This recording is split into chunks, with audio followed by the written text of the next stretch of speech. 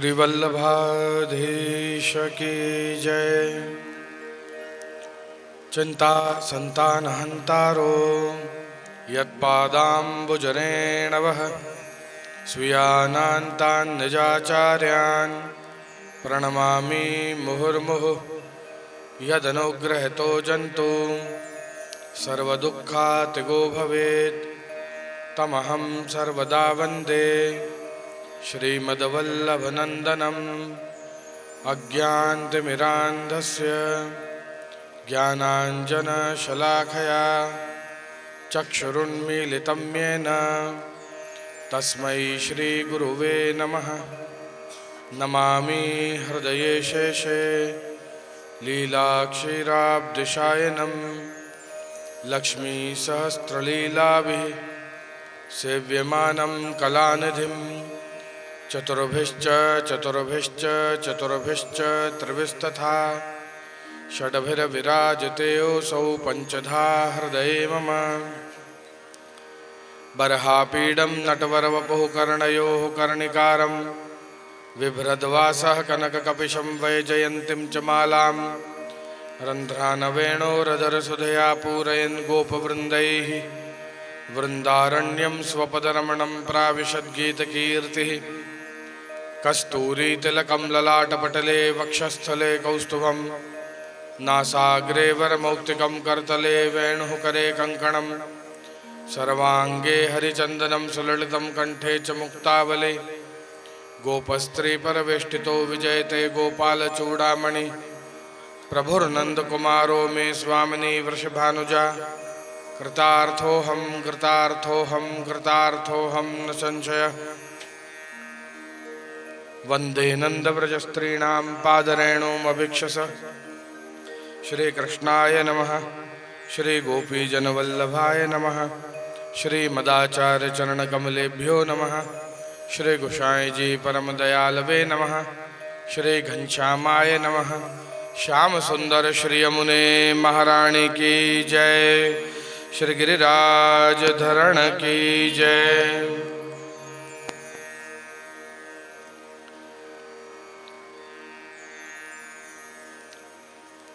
हमारे प्रभु के प्रति प्रेम, आसक्ति, व्यसन, तन्मयता और तद्रूपता की कथा है श्रीमद् भागवत। हमें प्रभु से प्रेम करना सिखाती है श्रीमद् भागवत। प्रभु के चरणों में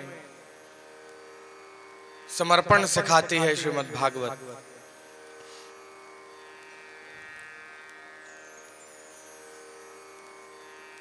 यह प्रेम कैसा होना चाहिए ये बताते हैं सूरदास जी कि जैसे 8 और 9 को अंक ही जानो।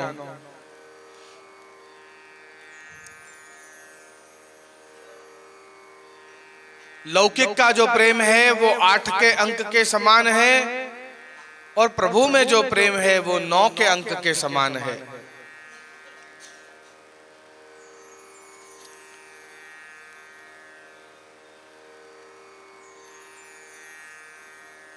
अब जैसे 8 का यदि पहाड़ा हम देखें तो 8 गुणाकार 1 8 होता है। 8 गुणाकार 2 16। और इस क्रम से जैसे जैसे हम आगे बढ़ते जाएंगे आप देखिएगा कि सबसे पहले 8 आया, फिर उसके बाद 1 और 6 7 आया, ऐसे करके घटता जाएगा।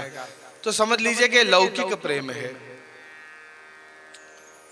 और प्रभु का जो प्रेम है वो 9 के अंक के जैसा है। जैसे 9 गुणाकार 1 9, 9 गुणाकार 2 18, फिर से 9। इस प्रकार से आप जहां जहां जैसे जैसे करते चले जाएंगे ऐसे ऐसे बिल्कुल 9 के जैसा पूर्ण रहेगा। तो प्रभु का प्रेम और लौकिक प्रेम, इनमें यही भेद है कि लौकिक प्रेम घटता चला जाता है और प्रभु में जो प्रेम है वो बिल्कुल बराबर जैसा है ऐसा बना रहता है।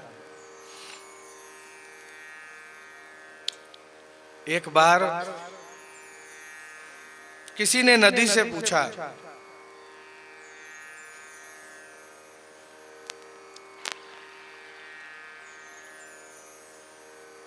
जब जब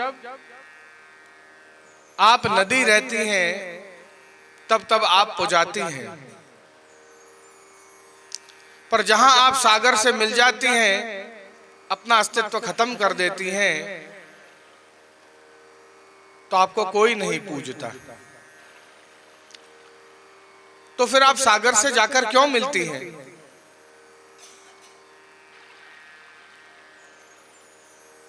नदी ने कहा कि मैं जहां से शुरू होती हूं वहां से मेरे जीवन की बस एक ही दौड़ होती है कि मुझे सागर से मिलना,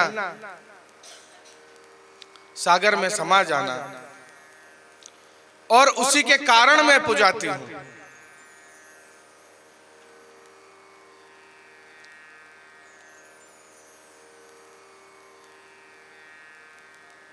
बिल्कुल उसी प्रकार से एक भक्त का जब जीवन शुरू होता है तो उसकी एक ही दौड़ होती है सागर से मिलना, उस प्रभु से मिलना। और भक्त तभी पुजाता है जब वो एक ही ओर अपनी गति को बढ़ाए रखे, भगवत संबंध बनाए रखे।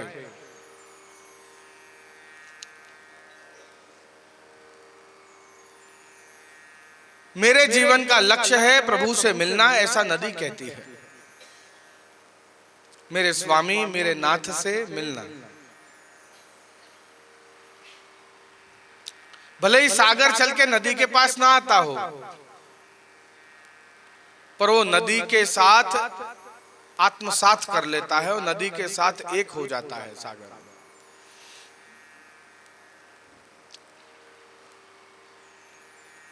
प्रभु अपने भक्तों से अति प्रेम करते हैं। अपना सर्वस्व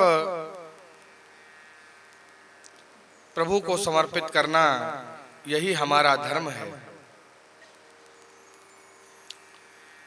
दैन्य भाव हृदय में जागृत कर दीनता पूर्वक के हम प्रभु के दास हैं, प्रभु के शरणागत होना। और शरणागति के 6 नियम हैं, उनका पालन जीवन में अवश्य करना। पहला नियम है अनुकूलस्य संकल्पः। जो भगवान के अनुकूल जो कोई वस्तु या जीव हो उसको अपना लो। प्रतिकूलस्य वर्जनम। जो कोई जीव या कोई वस्तु प्रभु में से हमारे चित्त को हटाए उसका त्याग कर दो। करिष्यतीति विश्वासः।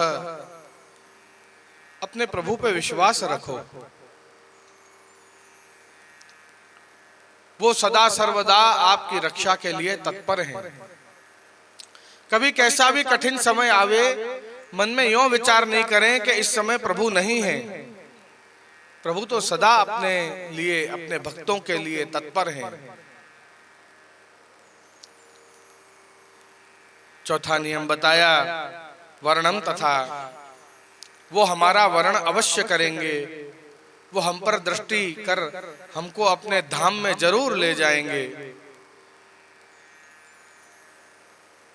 पांचवा नियम आत्म नैवेद्य। अपना सर्वस्व समर्पण करो उस प्रभु को।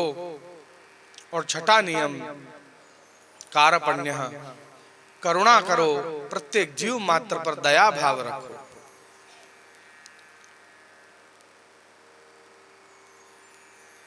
शरणागति के 6 नियम, इनका पालन अवश्य करना चाहिए। पूर्ण शरणागत हुए हैं परीक्षित भगवान के प्रति।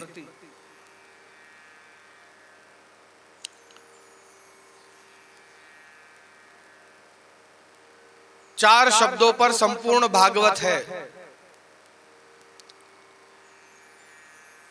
संशय, समाधान, श्रद्धा और समर्पण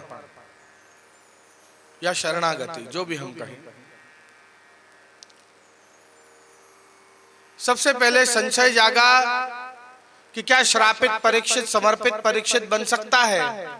क्या 7 दिन में कोई कितना भी दुष्ट हो या उसको कितना भी बड़ा श्राप लगा हो, क्या उसका उद्धार हो सकता है? तब उसको समाधान मिला श्रीमद् भागवत जैसा। जब समाधान मिला तो उस समाधान पे उसकी श्रद्धा हुई कि श्रीमद् भागवत के शरण में जो जाएगा वो निश्चित रूप से भगवत प्राप्ति करेगा। और जहां उसको श्रद्धा हुई वहां उसका समर्पण हुआ, भगवत प्राप्ति हुई।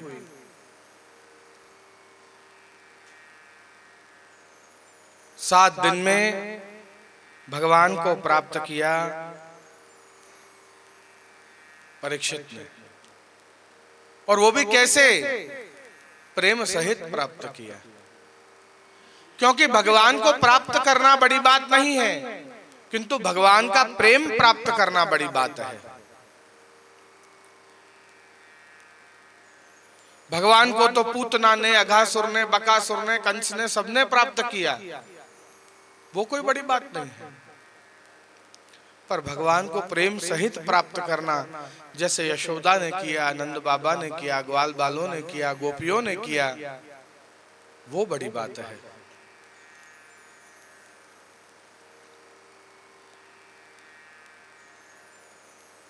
मोक्ष तो बाकी सबको भी मिला, मोक्ष में क्या है? कंस को भी मिला, पूतना को भी मिला। प्रेम सहित भगवान मिले, वो उत्तम बात है।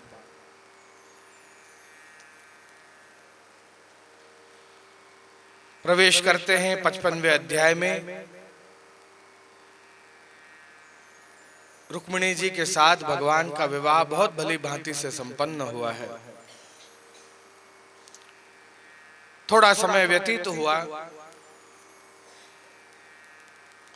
महादेव जी की तपस्या भंग करने के लिए जो कामदेव ने ठानी थी, कामदेव हार गए, महादेव जी जीत गए। किंतु महादेव जी क्रोधित हुए, क्रोध में आकर उन्होंने कामदेव को भस्म किया। रति गई भगवान के पास, भगवान श्री हरि से कहने लगी कि मेरे पति को दोबारा जागृत करिए। तब भगवान ने कहा कि जब मेरा विवाह रुक्मिणी जी के साथ होगा तब मेरे पुत्र के रूप में तुम्हारे पति कामदेव जन्म लेंगे। और वह वरदान फलित हुआ। रुक्मिणी जी को पुत्र जन्मे, जो कामदेव का फिर से पुनर्अवतार हुआ, प्रद्युम्न उनका नाम हुआ। ये प्रद्युम्न जी का हरण किया है शंबरासुर ने 10वें दिन। और वर्णन मिलता है कि उसको समुद्र में पधरा दिया, एक मछली उसको निगल गई। कुछ ही समय बाद शंबरासुर के एक दूत ने वही मछली पकड़ ली और मन में विचार किया कि ये मछली मैं शंबरासुर को भेंट करूंगा तो शंबरासुर मुझ पर प्रसन्न होंगे। वो मछली ले जाकर शंबरासुर को भेंट की। शंबरासुर ने कहा कि इसको रसोई घर में दे दो और जो रसोई बनाने वाली है उससे कहो कि इसको पकाकर मुझे खिलावे। जब उस मछली को चीरा गया तो अंदर से ये प्रद्युम्न जो बालक है वो जीवित बाहर निकले। उनको देखकर वो जो रसोई बनाने वाली थी उसके नेत्रों में पानी आ गया, क्योंकि वो वही रति थी जिसने वरदान मांगा था। और उस बालक को देखकर उसको अपने पति याद आ गए। उसी समय नारद जी वहां पधारे। नारद जी ने कहा, हे देवी, तुमने सही पहचाना, ये आपके पति ही हैं। भगवान श्री कृष्ण ने जो तुमको वरदान दिया था वो फलित हुआ है। इनको बहुत समय नहीं लगेगा बड़े होने में, सालों में बड़े नहीं होंगे, कुछ ही दिनों में बड़े हो जाएंगे। बहुत शक्तिशाली है ये। तुम इनको कामदेव की 5 बाणों की विद्या सिखाना। तब ये शंबरासुर के साथ युद्ध करके शंबरासुर को परास्त करके और तुम्हें यहां से छुड़ाकर और अपने घर ले जाएंगे। वहां तुम्हारा विवाह संपन्न होगा। कुछ ही समय में बड़े हो गए, युवान हो गए प्रद्युम्न। प्रेम करने जा रही थी जब रति, तो शंबरासुर ने अपने प्रद्युम्न ने धक्का दे दिया। अरे तुमने तो मुझे पाल पोस कर बड़ा किया है, तुम मेरे प्रति ऐसा भाव क्यों रख रही हो? तब वह रोने लगी, कहने लगी कि मैंने आपको पाल पोस कर बड़ा नहीं किया, मैं तो मात्र आपका ध्यान रख रही हूं जिससे आप किसी के दृष्टि में ना आ जाएं। आप मेरे पति हैं। और सारी बातें जब बोली रति ने तो सब कुछ याद आने लग गया। प्रद्युम्न को अपने पिछले जन्म की सब सुधि आने लग गई कि वो कामदेव थे, उनको शिवजी ने भस्म किया। भगवान श्री कृष्ण के वरदान से पुनर्जन्म हुआ है। सारी स्मृतियां आ गई। वचन दिया प्रद्युम्न ने वो उनको छुड़ा कर ले जाएगा और 5 बाणों की विद्या जो कामदेव की है वो सिखाई रति ने प्रद्युम्न को। और उसके बाद शंबरासुर का वध करके और प्रद्युम्न रति को लेकर द्वारका पधारे। पुत्र के पधारने पर बहुत बड़ा उत्सव रखा गया। रति और प्रद्युम्न का बहुत भली भांति से विवाह किया गया, ऐसा वर्णन हमको प्राप्त होता है। 56वें अध्याय के अंदर सत्राजीत करके एक राजा थे जिनको सूर्य का वरदान था, जिनको श्यामंतक मणि मिली थी सूर्य भगवान की ओर से वरदान रूप से। वो मणि जहां पर विराजे वहां पर कभी भी कोई प्राकृतिक आपदा नहीं आती थी। कोई भूकंप नहीं आता, कोई दावा न लगनी, जंगल की अग्नि नहीं, कोई तूफान नहीं, ऐसा मतलब बहुत वातावरण स्थिर रहता, ऐसा उस मणि को वरदान था। और वह मणि नित्य रोज कुछ ग्राम स्वर्ण अपने अंदर से निकालती थी। भगवान श्री कृष्ण द्वारिकानाथ जो हैं वो सत्राजीत राजा के पास पधारे और कहने लगे कि यह मणि यदि आप उग्रसेन राजा को पधरा देवें तो हम सब यादवों की रक्षा होगी, क्योंकि राज्य में सबसे बड़ी जगह पर यह मणि विराजेगी तो पूरे राज्य की रक्षा होगी। जहां जहां हमारा राज्य चल रहा है वो पूरे राज्य की रक्षा होगी। आप तो अपने पास रखेंगे तो मात्र आप ही की रक्षा होगी। इसमें से जो स्वर्ण निकलता है वो स्वर्ण हमें नहीं चाहिए, वो रोज वो स्वर्ण आपको ला कर दे देंगे। हमको स्वर्ण की लालच नहीं है, बस ये पूरे राज्य की रक्षा हो, ऐसी इच्छा है। सत्राजीत राजा का मन थोड़ा नहीं था, इसलिए उन्होंने कहा मैं विचार कर फिर आपको बताऊंगा। कुछ 1-2 दिन व्यतीत हुए और उनके जो छोटे भाई थे सत्राजीत के, प्रसेन, वह इस मणि को लेकर पहनकर और शिकार के लिए निकले।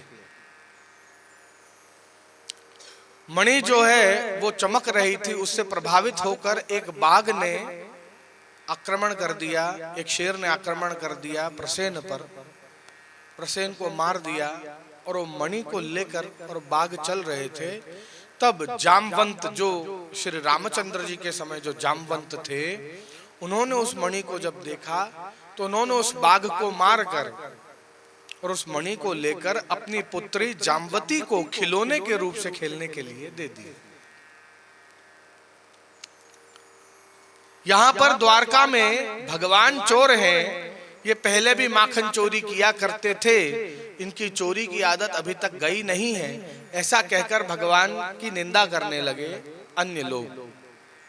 सत्राजीत ने भी निंदा की भगवान की कि इन्होंने मुझसे मणि मांगी थी और मैंने इनको मणि नहीं दी, इसलिए ये मणि मेरे से चुपचाप चुरा ले गए हैं और मेरे भाई को इन्होंने मार दिया है। तो इस आरोप को अपने ऊपर से हटाने के लिए भगवान सभी यादव राजाओं को अपने साथ लिया, वन में गए। वहां पर देखा शेर के दांतों के, शेर के पंजे के, नखों के निशान प्रसेन के शरीर पर हैं। थोड़े आगे गए तो शेर भी मरा हुआ पाया गया। फिर वहां पर रीछ के पैरों के, भालू के पैरों के निशान थे। तो उसके निशानों के पीछे जाते जाते वहां एक बहुत बड़ी गुफा थी। उस गुफा के बाहर आकर खड़े हुए। भगवान ने कहा कि मैं भीतर जा रहा हूं, यदि कुछ दिनों तक मैं ना लौटूं तो तुम लोग द्वारका चले जाना, मैं फिर अपने आप आ जाऊंगा। सभी यादव राजाओं ने कहा ठीक है, और भगवान भीतर प्रवेश किया। अंदर से युद्ध की आवाजें आ रही हैं, शस्त्रों के टकराने की आवाजें आ रही हैं, रक्त की धारा बहकर बाहर आ रही है। तो यादव राजाओं ने बहुत दिन राह नहीं देखी, डर गए। अरे छोड़ो द्वारिका नाथ को, अपने ये सोचकर जा रहे थे। जाते जाते किसी ने कहा अरे हो सकता है अंदर जो पशु है, जो प्राणी है, जो भी है अंदर, वो बाहर आकर हमको भी मार देगा। तो एक काम करो, उस गुफा के आगे पत्थर लगा दो जिससे बाहर नहीं निकल पाए। गुफा के द्वार के आगे पत्थर लगा दिया और सबके सब भाग गए डर के मारे। माना जाता है कि 18 दिन युद्ध चला और उसके बाद जामवंत हाथ जोड़कर कहने लगे मुझे श्री राम जी का वरदान है कि मुझे युद्ध में कोई हरा नहीं सकता। आप कोई साधारण राजा नहीं हो, अपने स्वरूप का दर्शन कराओ, प्रभु आप कौन हैं। तब भगवान श्री कृष्ण ने श्री रामचंद्र जी के रूप में दर्शन दिया। वहीं साष्टांग दंडवत की जामवंत ने, कहने लगे प्रभु मैंने आपको इतना कष्ट दिया, इतना दुख दिया। भगवान ने कहा नहीं जामवंत, याद करो तुम्हारे मन में ऐसा मनोरथ था। जब मैं रावण के साथ युद्ध कर रहा था तब तुम्हारे मन में ऐसा जब भाव जागा कि कैसे सुंदर लग रहे हैं प्रभु, यदि दो दो हाथ, कभी आनंद में ही ऐसे कुश्ती के दो दो हाथ मेरे साथ भी हो जाएं तो कैसा आनंद आवे। और बस उस मनोरथ को पूर्ण करने के लिए आज मैंने तुम्हारे साथ युद्ध किया है। हाथ जोड़े कहे मेरी एक कन्या है प्रभु, आप उसको स्वीकार करिए पत्नी रूप से। भगवान ने जामवती का स्पर्श मात्र करने से एक सुंदर कन्या के रूप में परिवर्तित हुई जामवती। जामवती से विवाह संपन्न कर वह मणि भी भगवान को सौंपी। विवाह करके भगवान आए तब सत्राजीत को मणि लौटाई। कुछ समय व्यतीत हुआ। अब मन में विचार आ रहा है सत्राजीत के संपूर्ण यादव परिवार में मेरी थूथू हो रही है क्योंकि मैंने भगवान की निंदा करी, उनको चोर कहा। अब यदि इस निंदा से बचना है तो एक ही कार्य कर सकते हैं कि मैं भगवान का सुसर बन जाऊं। तो उनकी पुत्री थी सत्यभामा, उनके साथ विवाह करवा दिया भगवान का। सत्यभामा से विवाह संपन्न हुआ। 57वें अध्याय के अंदर वर्णन प्राप्त होता है, शतधनवा करके एक राजा थे, उनको सत्यभामा से विवाह करना था, किंतु सत्यभामा को प्रभु से विवाह करना था और वो हो गया। किंतु शतधनवा जो हैं वो क्रोधित थे।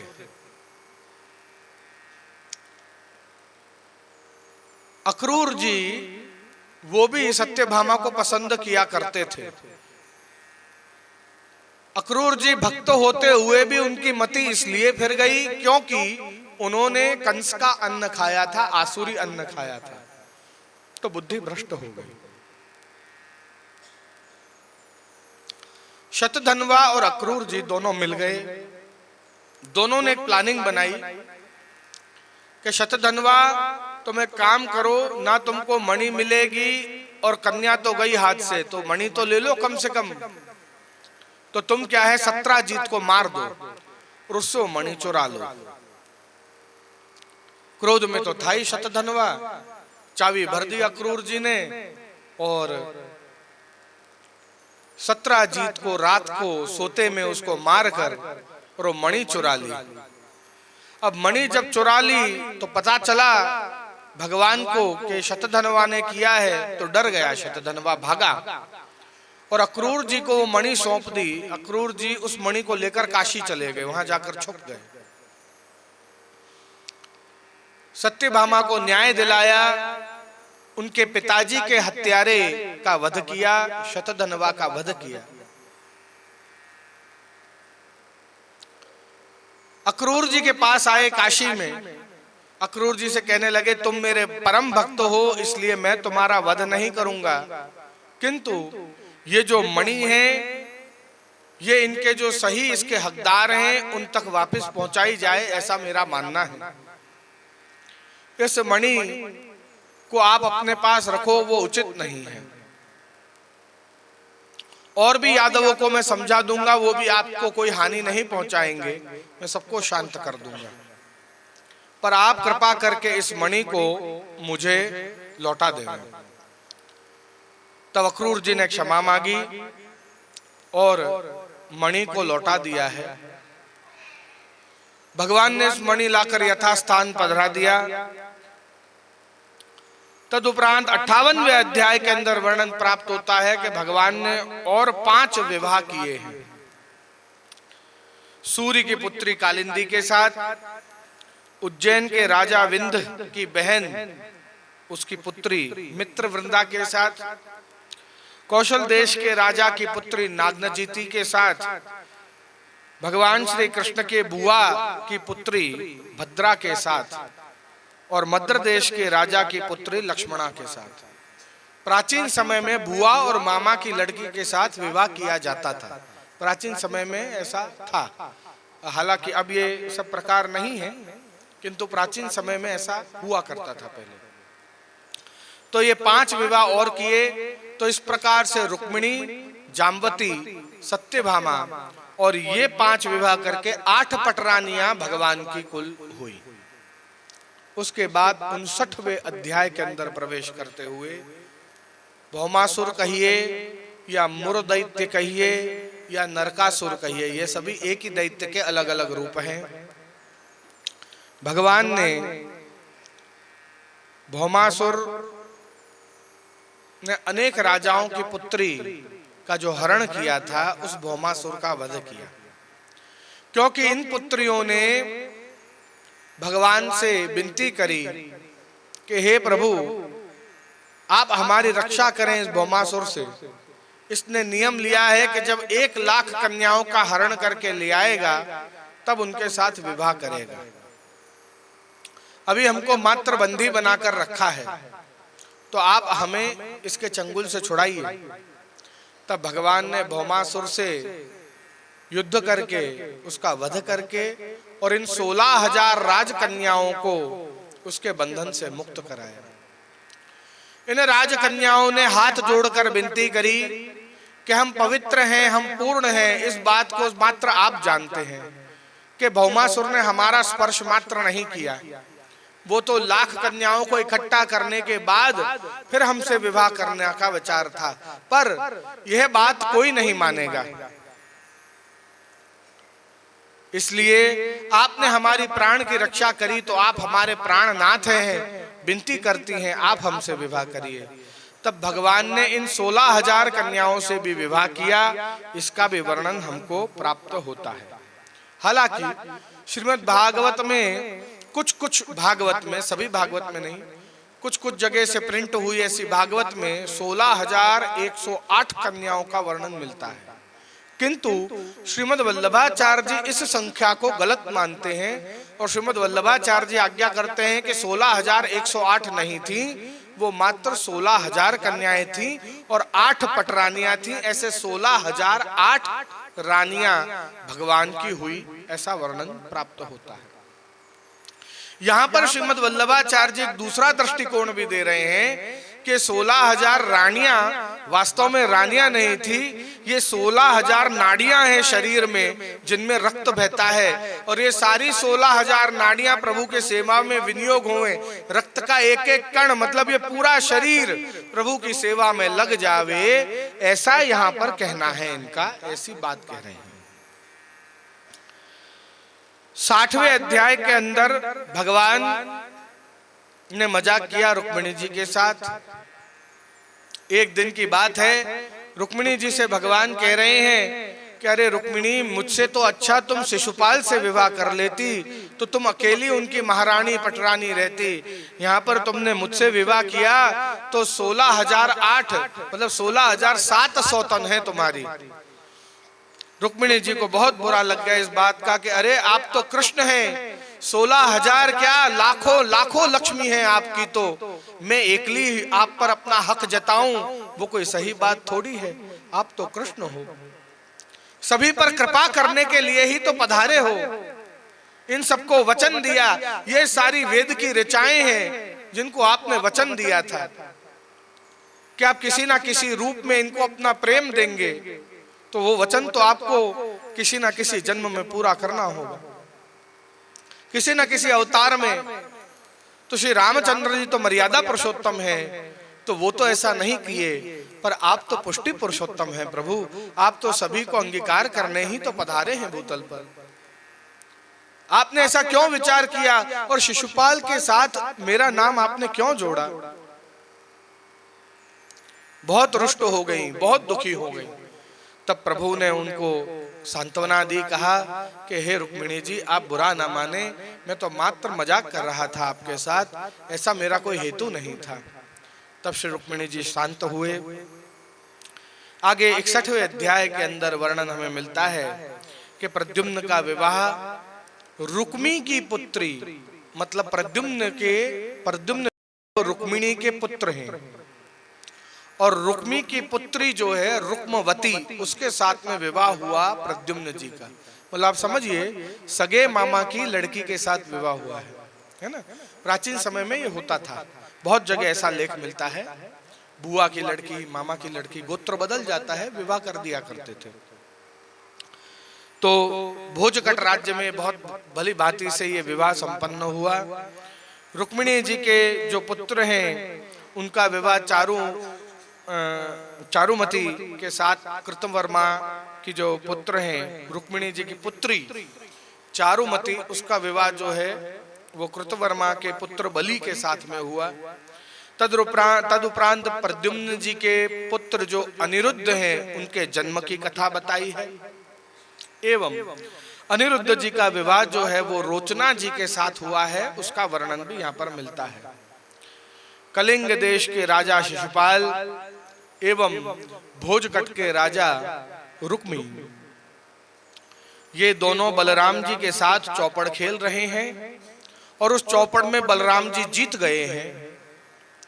फिर भी उन्होंने पासा पलट दिया और कहा कि साहब आप तो हार गए हो। कृष्ण के ससुराल पक्ष के होने के कारण बलराम जी मौन रहे। बलराम जी खड़े होकर जाने लगे, तब सब लोग मजाक मस्करी उड़ाने लगे। ये शिशुपाल हुआ और ये अपने रुक्मी हुआ, कह रहे डर गया, बलराम डर गया। तो बलराम जी ने कहा डरा नहीं हूं, पर मैं अब नहीं खेलना चाहता हूं। बोले एक बाजी और खेलिए। तब उनके आग्रह से बलराम जी ने एक बाजी और खेली। वो दूसरी बाजी में बलराम जी जीत गए।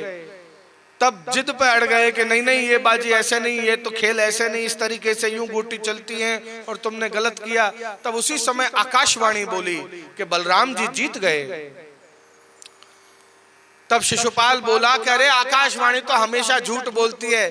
कहा देवकी का अष्टम गर्भ है, पर वो तो कहीं ब्रज में जाकर मिला। ये आकाशवाणी तो सदा इन्हीं का साथ देती है, पक्षपात करती है ये आकाशवाणी, कोई सच्ची नहीं है। बलराम जी को क्रोध आ गया। बलराम जी को वैसे ही क्रोध जल्दी आ जाता था। तो बलराम जी को क्रोध आ गया, उन्होंने अपने हल के प्रहार के द्वारा रुक्मी का वध कर दिया। बहुत अधिक बोल रहा था रुक्मी, तो उसका वध कर दिया।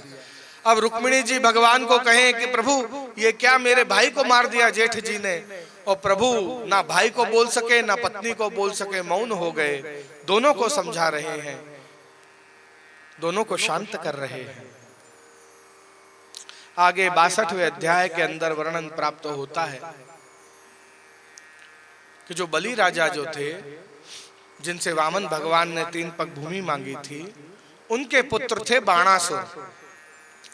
और ये बाणासुर की एक पुत्री थी उषा, और बाणासुर के एक बॉडीगार्ड थे, उनके मंत्री थे, सेनापति थे, उनकी एक पुत्री थी चित्रलेखा। और ये चित्रलेखा और उषा ये परम सखियां थी। एक दिन की बात है, स्वप्न में उषा ने एक बड़े सुंदर पुरुष को देखा जिसके साथ उसका विवाह हो रहा है। रोती हुई वो जाग गई। चित्रलेखा ने पूछा, अरे क्या बात है सखी, क्यों रो रही हो? कि मैंने एक सुंदर पुरुष देखा जिसके साथ मेरा विवाह हो रहा है, पर जब नेत्र खोले तो वो पुरुष मेरे आसपास नहीं था, तो मैं उसकी याद में रो रही हूं। क्या तुम ढूंढ सकती हो उसको मेरे लिए? चित्रलेखा के पास चित्र बनाने की बहुत बढ़िया कला थी और उसकी पंखें भी थी। भगवान ने वरदान रूप से उसको पंख दिए थे। चित्रलेखा ने चित्र बनाना शुरू किया। कभी किसी राजा का चित्र बनाए, कभी किसी राजा का चित्र बनाए। वो मना करती जाए, नहीं ये नहीं है, ये भी नहीं है, ये भी नहीं है। फिर बाद में श्री द्वारिकानाथ का चित्र बनाया। कहने लगे कि यह तो कोटि कंदर्प लावण्य है, किंतु ये भी वो नहीं है जो मेरे को दर्शन दिए स्वप्न में। फिर बाद में उनके पुत्र प्रद्युम्न का चित्र बनाया, तो कहा कि ये भी बहुत सुंदर है, कामदेव समान सौंदर्य है इनका, किंतु ये भी वो नहीं है। फिर उसके बाद उनके पुत्र अनिरुद्ध का चित्र बनाया और उनका दर्शन कर हृदय गदगद हो गया। कहने लगी कि अनिरुद्ध ही वो हैं जिनको मैंने स्वप्न में दर्शन किए थे। चित्रलेखा ने कहा, तुम जानती हो ये कौन है? तो कहा, नहीं मैं नहीं जानती। कि ये जो चित्र बनाया है ना द्वारिकानाथ का, ये उनके पौत्र हैं। अरे ये तो बहुत अच्छी बात है। अच्छी बात नहीं है, इनसे तुम मिल नहीं सकती। कि क्यों नहीं मिल सकती? अरे तुम असुर योनि में हो, वो परब्रह्म परमात्मा उनके पौत्र हैं। थोड़ा विचार करो कि नहीं नहीं मुझे कुछ भी करके इनसे मिला दो। ऐसा हो तो मेरा संदेशा उन तक पहुंचा दो, उनको यहां ले आओ, मैं उनसे बात कर लूंगी। उनके महल में नहीं जा सकते अंदर। कि क्यों? अरे सुदर्शन 24 घंटे चक्कर लगाता है, एक झटके में 4 टुकड़े कर देगा। ये संभव नहीं है, भूल जाओ इस लड़के को। उसी समय वहां पर नारद जी पधारे। नारद जी को देख दोनों ने नमस्कार किए, दंडवत किए। नारद जी ने कहा, तुम्हारे मन की मैं जानता हूं उषा, मैं मिलवा सकता हूं तुमको इससे, पर जैसा मैं कहूं ऐसे करना पड़ेगा। बोले ठीक है। चित्रलेखा को अपने साथ लेकर उड़े। चित्रलेखा के भी पंख थी, नारद जी तो स्वयं तीनों लोक में गमन कर ही सकते हैं। नारद जी ने चित्रलेखा से एक जगह छुपकर खड़े रहने को कहा। आगे पधारे नारद जी, जाकर सुदर्शन जी से वार्तालाप कर रहे हैं। हे सुदर्शन, आप सदा सर्वदा भगवान की रक्षा के लिए, उनकी नगरी की रक्षा के लिए तत्पर रहते हैं, पर आपको कभी कोई सत्संग का लाभ मिलता है? सुदर्शन जी ने कहा, अरे ना, कहा नारद जी, मेरे संग कौन सत्संग करे? मैं तो दिन भर चक्कर लगाता रहता हूं, मुझे कहां वो लाभ मिले। कि लाओ चलो आज अपन दोनों बैठकर सत्संग करते हैं। आओ सुदर्शन जी बैठो। यूं करके सुदर्शन जी को एक जगह सुंदर स्थान देखकर और सुदर्शन जी को अपने साथ लेकर और नारद जी बैठ गए। वहां पर चित्रलेखा को इशारा कर दिया, वो अंदर प्रवेश में गई, उसको इशारा करके दिखा दिया वहां पर है भीतर। वहां भीतर गए, वहां अपने पलंग पर पौड़े हुए थे अनिरुद्ध जी, पलंग सहित, क्योंकि उनको नींद से जगाना नहीं चाहिए, क्योंकि नींद से जाग गए तो आवाज करेंगे, सैनिकों को बुलाएंगे।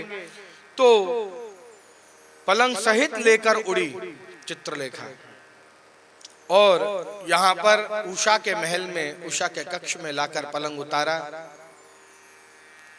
उषा चरणों को पकड़कर रोने लगी। उसी समय नींद खुली, उठ खड़े हुए अनिरुद्ध। हे देवी, तुम क्यों मेरे चरणों को पकड़कर रो रही हो? वो चरणों में बैठी हैं, कह रही हैं कि मैं आपको मन से अपना पति मान चुकी हूं, कृपा करके मुझे अपनी पत्नी रूप से स्वीकार करिए। मैंने स्वप्न में आपका दर्शन किया है। यह सब वार्तालाप द्वार के बाहर खड़ा हुआ सैनिक सुन रहा था। वो दौड़ कर गया, बाणासुर को जाकर खबर पहुंचाई कि हे बाणासुर, आपकी पुत्री के कक्ष में से किसी पुरुष की आवाज आ रही है। बाणासुर दौड़ता हुआ आया, पुत्री का कक्ष खोला तो खड़े हुए हैं अनिरुद्ध और चरणों को पकड़कर बैठी हुई हैं उषा। अति क्रोधित हुए, नागपाश चलाकर बांधा है, अनिरुद्ध को बंदी बनाकर बंद कर दिया है। आक्रमण की घोषणा की है द्वारिका नाथ ने, क्योंकि उनके पौत्र को बंदी बनाया है। शिवजी के पास गए बाणासुर। शिवजी ने कहा, अरे बाणासुर, तू जानता है किससे युद्ध करने जा रहा है? याद कर, जब मैंने तुझे सहस्त्र भुजाएं दी थी वरदान में, तब तेरे साथ युद्ध करने वाला कोई नहीं था। उस समय तूने मेरे ही कैलाश को हिलाना शुरू कर दिया। जिससे वरदान मिला तो उसी से टकरा गया।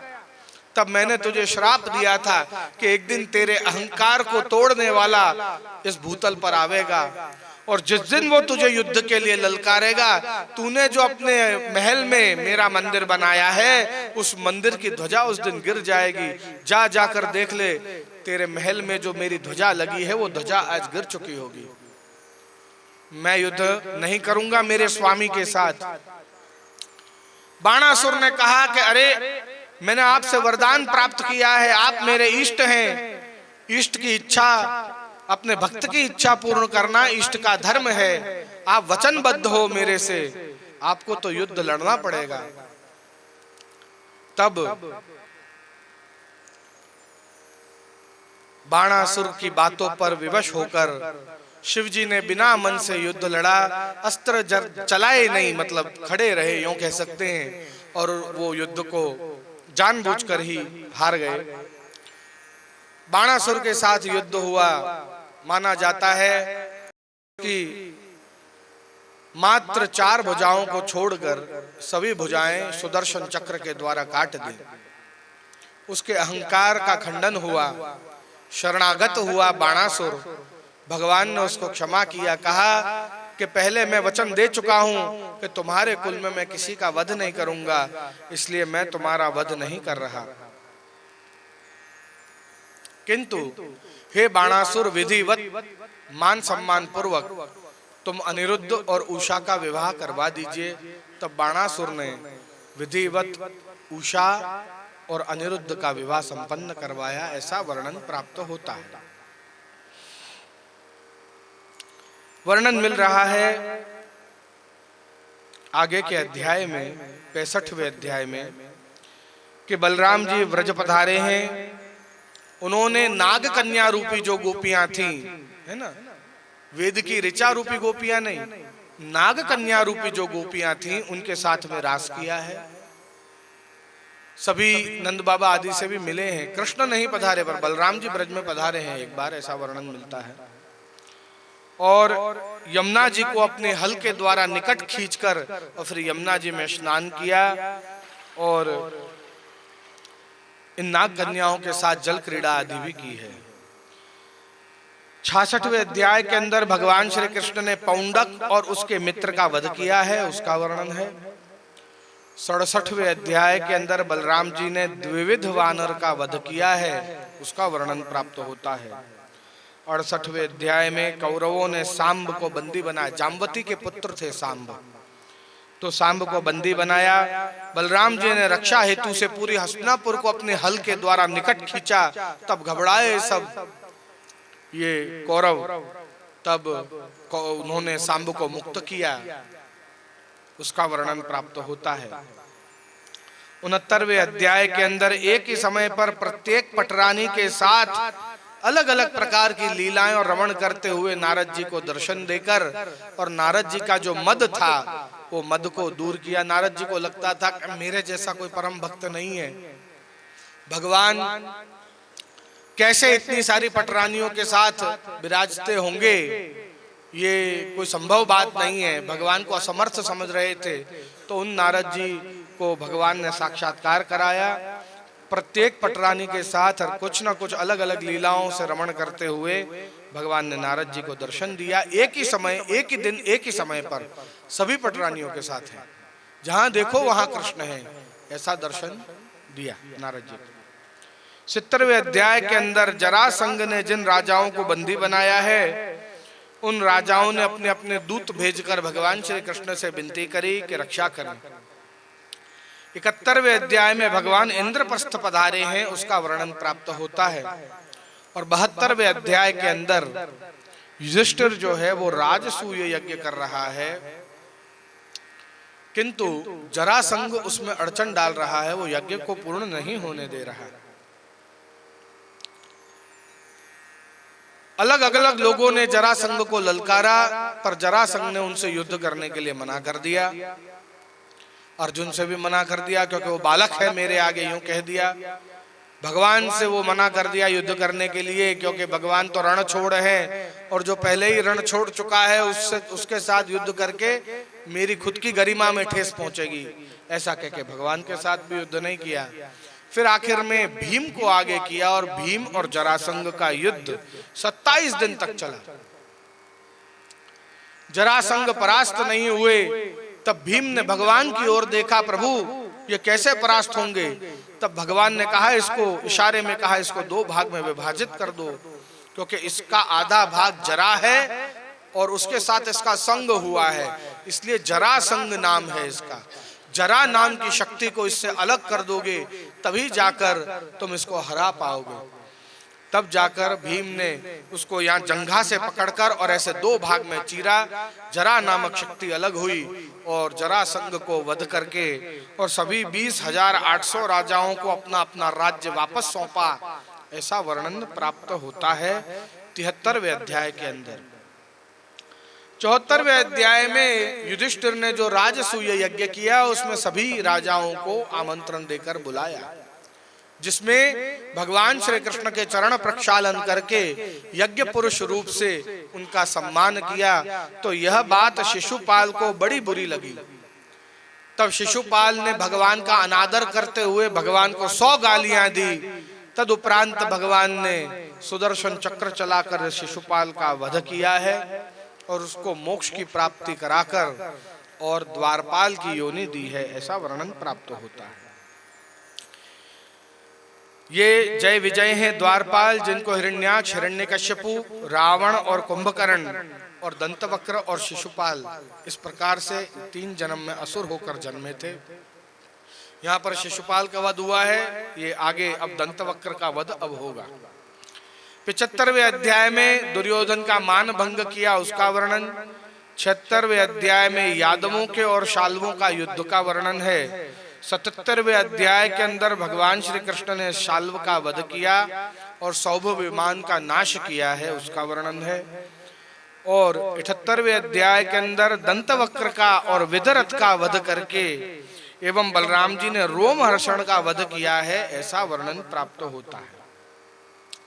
आगे के अध्याय में बलराम जी ने बलवल का वध करके और तीर्थ यात्रा पर सूत जी की हत्या का जो दोष लगा था, उस दोष से तीर्थों को मुक्त करवाकर तीर्थ को पुनः पवित्र करके और उनके जो पुण्य है उनको बढ़ाया।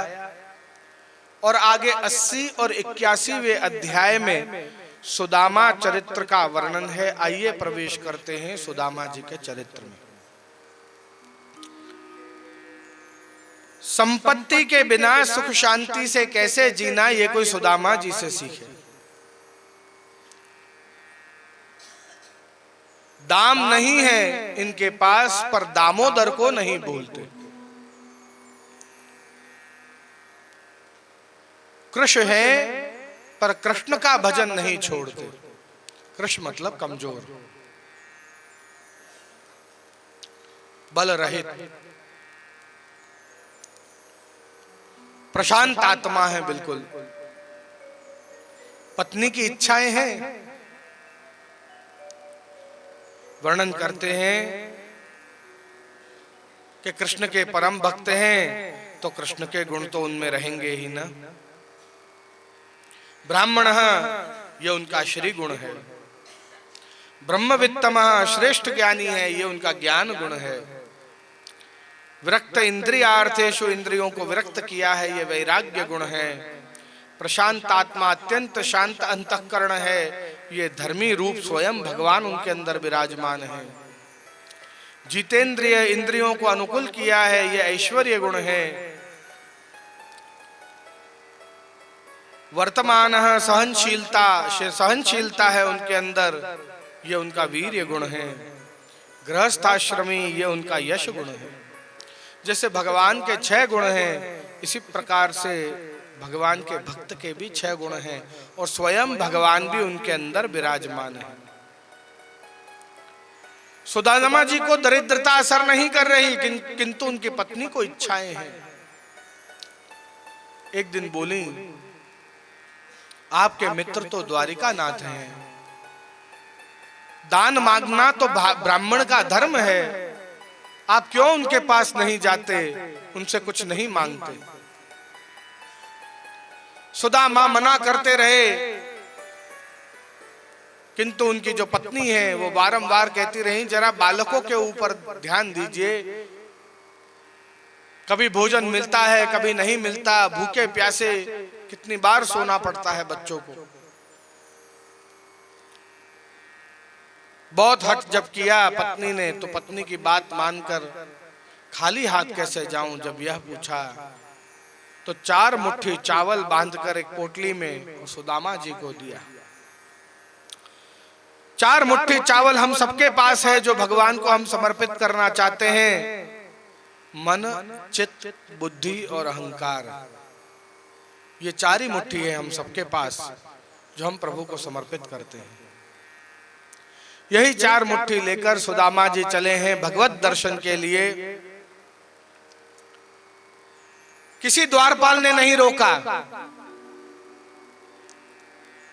वर्णन मिलता है प्राचीन ग्रंथों में कि एक बार जय विजय ने भक्तों को रोका था, तो उनको 3 जन्म तक असुर होकर जन्म लेने का श्राप मिला। यदि अब दोबारा से यदि कोई भक्त को द्वारपाल रोकता तो उसकी क्या दशा होती। द्वारपाल ने नहीं रोका।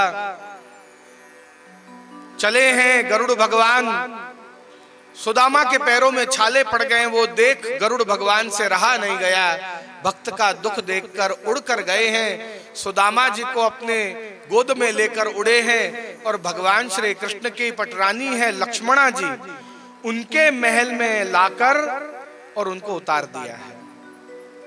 वहां श्री रुक्मिणी जी के साथ आप झूला झूल रहे हैं। ब्रह्मानंद गतो यथा, इस श्लोक के द्वारा स्पष्ट होता है कि लक्ष्मणा जी के महल में रमण कर रहे हैं, श्री रुक्मिणी जी के हिंडोला झूला झूल रहे हैं। सुदामा द्वार को देख रहा है, इसमें से कौन से द्वार में प्रवेश करूं। पहला द्वार पसार किया, दूसरा द्वार पसार किया, तीसरा द्वार पसार किया, तब जाकर वहां द्वार के बाहर खड़े होकर और भीतर भगवान श्री कृष्ण रुक्मिणी जी की गोद में आप लेटे हुए हैं, वार्तालाप चल रही है और झूला झूल रहे हैं। और हम सबको 3 द्वार पसार करने होते हैं, सात्विक, राजस और तामस, उसके बाद ही निर्गुण भगवान मिलते हैं। भगवान को पता चला सुदामा आया है, दौड़ कर आए, भगवान लिपट गए अपने मित्र से। ऐसी मित्रता देखकर आज पटरानियां भी असमंजस में है। अपने सिंहासन पर विराजमान किया, पटरानियों को आदेश दिया चरण प्रक्षालन करिए, और जैसे प्रभु चरण धोते जा रहे हैं ऐसे ऐसे उनके चरणों के घाव मिटते जा रहे हैं। स्नान करने की आज्ञा दी प्रभु ने कि स्नान कराओ। अपने सुंदर वस्त्र दिए प्रभु ने, खुद के वस्त्र पहनाए सुदामा को। साथ बैठकर भोजन कर रहे हैं, अपने हाथों से खिला रहे हैं प्रभु सुदामा को। बचपन की यादें ताजा कर रहे हैं कि एक झोली भर के हमको चना दिए थे गुरु माता ने अवंतिकापुरी में। मैं वन में खो गया प्रभु, भूख लगी थी, आपके चने भी मैं खा गया। शायद इसीलिए आज मैं दरिद्र हूं, क्योंकि प्रभु के नाम का निकाली हुई वस्तु को प्रभु को अरोगाए बिना मैंने उसका उपभोग कर लिया। प्रभु ने कहा, अरे नहीं नहीं सुदामा, ऐसी क्या बात है। कहा थोड़ी देर विश्राम करो। वहीं देखा कि कमर में खोसी हुई पोटली, भगवान उस पोटली को लेकर और दौड़े, और सुदामा पीछे दौड़ रहा। अरे प्रभु ये आपके लायक नहीं है। पोटली को खोला तो 4 मुट्ठी चावल, उसमें से भात निकले। अरे मैं जानता था सुदामा कि मेरी भाभी कुछ ना कुछ मेरे लिए जरूर भेजेंगी। एक मुट्ठी भर के जैसे ही मुख में पधराया, माना जाता है कि इंद्र जैसा वैभव सुदामा के लिए बना दिया भगवान श्री कृष्ण ने। दूसरी मुट्ठी पर हाथ रोक लिया है रुक्मिणी ने। बहुत लोग कहते हैं पहली मुट्ठी खाई, दूसरी मुट्ठी खाई, तीसरी मुट्ठी पर हाथ रोका। ऐसा कुछ भी नहीं है, क्योंकि भगवान जब एक मुट्ठी खाते हैं तब विश्व तृप्त कर देते हैं। जब दूसरी मुट्ठी अरोकते हैं तो तीनों लोकों को तृप्त कर देते हैं। जब तीसरी मुट्ठी अरोकते हैं तो देवताओं को दान में दे देते हैं। और जब चौथी मुट्ठी भगवान अरोग लें तो मान लो कि स्वयं को भी दान में दे देते हैं। एक ही मुट्ठी। रुक्मिणी जी ने हाथ पकड़ लिया, कहा जिसको जितना अधिकार हो उसको उतना ही देना चाहिए, तभी उसको पचता है, अन्यथा उसको उसका अहंकार हो जाता है। सही कह रही हो देवी। भगवान ने रुक्मिणी जी की बात मानी। कुछ दिन रहे सुदामा भगवान के साथ। फिर परिवार वालों की याद आई कि मैं तो यहाँ इतना बढ़िया बढ़िया अन्न खा रहा हूँ, बढ़िया बढ़िया वस्त्र पहन रहा हूँ, पर मेरे बच्चे वहां भूखे प्यासे। भगवान ने कुछ वस्त्र और उस पर कुछ धन दिया। सुदामा के मन में विचार आया कि धनम भूरी में न दादात। भगवान ने बहुत अधिक धन नहीं दिया, इतने बड़े द्वारिकानाथ और इतना सा ही धन दिया। यूं विचार करने लगे, इस बात से अनजान कि भगवान ने तो उसके लिए अपने जैसी सोने की द्वारका खड़ी कर दी है। क्यों नहीं बताया भगवान ने?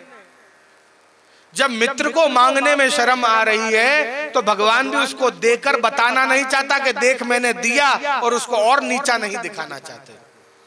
मित्र के सम्मान का ध्यान रखा है। जब उसको मुझसे मांगने में शर्म आ रही है तो मैं उसको बार बार ये याद दिलाऊं कि देख मैंने तुझे कितना दिया, देख मैंने तुझे कितना दिया। वो कोई शोभायमान नहीं है। वो अभी घर जाएगा तो उसकी झोंपड़ी की जगह इतना बड़ा महल खड़ा होगा, वो अपने आप ही समझ जाएगा देखकर। मैं उसको क्यों बार बार यह जताऊं और उसको नीचा दिखाऊं कि देख मित्र मैंने तुझे दिया। भगवान ने भी अपने मित्र का पूर्ण सम्मान किया। जब सुदामा लौटकर घर आए तो आकर देखे तो वहां झोंपड़ी नहीं, इतना बड़ा महल खड़ा है। और दौड़ती हुई पत्नी बाहर आई कि देखो रातों रात क्या चमत्कार हुआ, ये झोंपड़ी परिवर्तित हो गई इतने बड़े महल में। तब भगवान की कृपा को देखकर अश्रु बहने लगे सुदामा जी के। मन में विचार करने लगे, क्योंकि मैं तो सोचता था द्वारिका नाथ ने कुछ नहीं दिया, किंतु द्वारिका नाथ ने तो सब कुछ दे दिया, कुछ नहीं छोड़ा। भंडार भर दिए, रत्न भर दिए, स्वर्ण चांदी भर दिए, अनाज भर दिया, सब कुछ भरपूर कर दिया। भगवान ने इतनी कृपा करी सुदामा के ऊपर। आगे के अध्याय में वर्णन मिलता है कि सूर्य ग्रहण के समय यादवों में भगवान की लीलाओं का सत्संग कुंती मैया सुनाती और सब मिलकर सुनते। वसुदेव देवकी को भी भगवान की ब्रज की लीलाओं का बहुत आनंद आता, क्योंकि कुंती मैया ब्रज में गई हैं और उन्होंने जाकर ब्रज की भगवान की लीलाओं को सुना है। 83वें अध्याय के अंदर इन सत्संग को सुनकर कृष्ण के प्रति जो स्त्रियों के भीतर जो सम्मान जागा है उसका वर्णन, जो स्त्रियों के हृदय में जो कृष्ण के नाम का उत्सव जागा है उसका वर्णन हमको मिलता है। 84वें अध्याय में वसुदेव जी कुरुक्षेत्र में किए हुए यज्ञों का महोत्सव का वर्णन है। 85वें अध्याय में भगवान श्री कृष्ण ने पिता को ज्ञान का बोध दिया एवं पिताजी जो हैं उन्होंने मन में संकल्प लिया है कि अब वो संन्यास लेना चाहते हैं। मां से भी पूछा कि हे मैया तुमको क्या चाहिए बताओ। तब देवकी जी ने कहा कि मुझे वो अच्छा पुत्र चाहिए जो कंस ने मार दिए हैं। भगवान के हृदय में दुख का अनुभव करने लगे। भगवान कहने लगे, अरे मैया ये तो तीसरा जन्म हो गया कि जब तूने मुझे पुत्र के रूप से प्राप्त किया, पर वो तीनों जन्मों में तू मुझे पुत्र भाव से नहीं भज पाई। युवा माम ब्रह्म भावे न पुत्र भावे न चास्कृत, तू सदा मुझको भगवान ही मानती रही। मुझसे पाने की इच्छा रखी तूने, कभी मुझे पाने की इच्छा नहीं रखी। मैं तेरा पुत्र तेरे सामने खड़ा हूं तो भी तूने ये नहीं कहा कि मुझे तू चाहिए, तूने हमेशा यही कहा कि तुझसे चाहिए। भगवान ने वो 6 पुत्र जब कुंती अपने देवकी जी को दिए, तब देवकी जी को मन में बहुत दुख हुआ कि ये मैंने क्या कर दिया।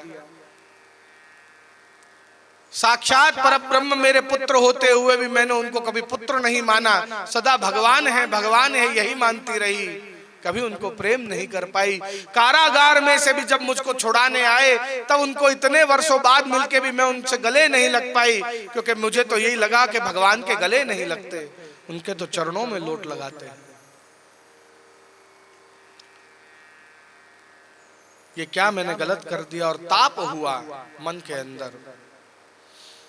वसुदेव देवकी का जो ये ताप है उसके कारण अत्यंत सुंदर प्रेम जगा उनके मन में। मन के अंदर एक मनोर्थ जगा है, बोले नहीं है, मन में जगा है। यदि एक और अवसर मिल जाए तो इस बार तो पूर्ण भाव से आपकी बाल लीला का आनंद लूं। और उसी समय भगवान ने उनको दृष्टि मात्र से उनके मनोरथ को सिद्ध किया। और चौथा एक और अवसर मिला उनको, और इस बार वसुदेव जी जन्मे हैं लक्ष्मण भट्ट जी के रूप में, देवकी जी जन्मे हैं माइलम्मा गारू के रूप में, और भगवान श्री कृष्ण जन्मे हैं जगत गुरु श्रीमद वल्लभाचार्य जी के रूप में। और इसीलिए अपने वहां पर वर्णन मिलता है, जे वसुदेव की ये पूर्ण तप सो फल फलित श्री वल्लभ देव। वसुदेव देवकी का जो फल था वो श्री वल्लभ ने दिया आखिरी में जाकर। और तब लक्ष्मण भट्ट जी और माँ यलम्मा गारू ने श्री वल्लभ मतलब भगवान श्री कृष्ण के इस रूप को आचार्य रूप से जो जन्म लिया, उस रूप में बाल लीला का खूब आनंद दिया माता पिता को, ऐसा वर्णन प्राप्त होता है। आगे के अध्याय में अर्जुन और सुभद्रा जी का विवाह संपन्न हुआ है, उसका वर्णन भी हमको प्राप्त होता है। 87वें अध्याय के अंदर मानव जीवन का कल्याण तत्व का विचार करने से होता है। जीवस्य तत्व जिज्ञासा, ऐसा वर्णन मिलता है। कहा कि तत्व क्या है, तो कहने लगे कि जिसको श्रुतियां ब्रह्म कहती हैं, जिसको स्मृतियां परमात्मा कहती हैं, और जिसको पुराणों में भगवान शब्द से संबोधित किया गया है, तत्वतः ये तीनों एक ही हैं। यही परम तत्व है इस जगत का। यदि तुम उसका ज्ञान प्राप्त करोगे तो निश्चित रूप से परम पद को प्राप्त कर लोगे, उसके धाम को प्राप्त कर लोगे। सत्संग हो रहा है, आगे के अध्याय में वर्णन मिलता है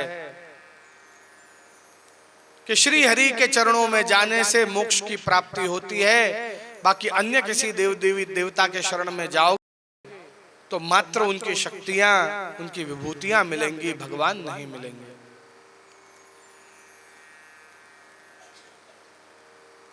जितने भी देवी देवताएं हैं वो भगवान श्री कृष्ण से वरदान लेकर और फिर तुमको उस वरदान का फल दे पाते हैं। सत्संग के अंदर ये जानने को मिला इन यादवों को कि श्री हरि को भजने से ही सर्वोत्तम पद की प्राप्ति होती है, मोक्ष की प्राप्ति होती है। आगे के अध्याय में कृष्ण ही सर्वोपरि है, वो ही परम पिता हैं और उन्हीं से सभी देवी देवताएं एवं सृष्टि की रचना हुई है। वही सबसे पहले थे, वही आज भी हैं और वही भविष्य में रहेंगे। सर्वोपरि कृष्ण ही हैं, केशव ही हैं, माधव ही हैं, गोविंद ही हैं, नारायण ही हैं, ऐसा वर्णन प्राप्त किया। 90वें अध्याय के अंदर भगवान श्री कृष्ण की सभी लीलाओं का वर्णन यहाँ यादवों के बीच में चल रहा है और सत्संग चल रहा है। इति श्रीमद्भागवत महापुराण दशम स्कंद संपूर्णम अथ एकादश स्कंद प्रारंभ। ये भगवान की मुक्ति लीला है और श्री मस्तक का स्वरूप है भगवान का। मुक्ति का एक और नाम है अपवर्ग। अपवर्ग मतलब मुक्ति, जिसमें प वर्ग ना हो उसको अपवर्ग कहते हैं। अपवर्ग जिसमें प वर्ग ना हो। तो क वर्ग में क्या क्या आता है? क वर्ग में क, ख, ग, घ, ङ, है ना, ये क वर्ग में आता है। तो प वर्ग में क्या क्या आता है? बहुत अच्छे। प मतलब पाप और पुण्य जब शून्य हो जावे।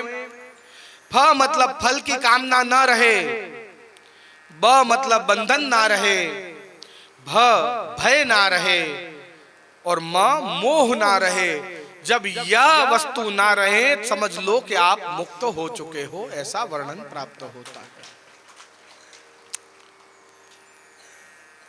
मुक्ति लीला है भगवान की।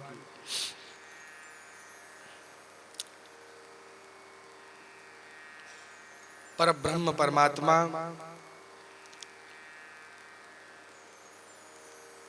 इन सभी से विनती कर रहे हैं देवी देवताएं कि आप दोबारा स्वधाम पधारें।